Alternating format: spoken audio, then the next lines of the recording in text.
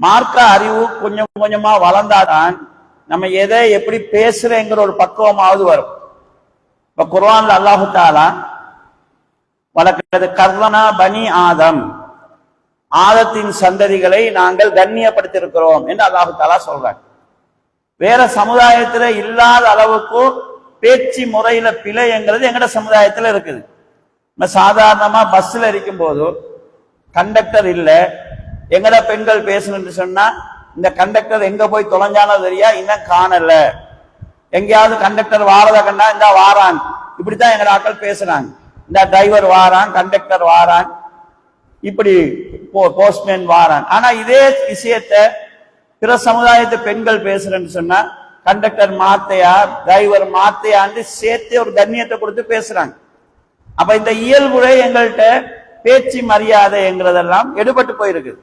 ஓரளவு அந்த மார்க்க தெளிவு இல்லாமல் போனதும் இதற்கான காரணம் தான்.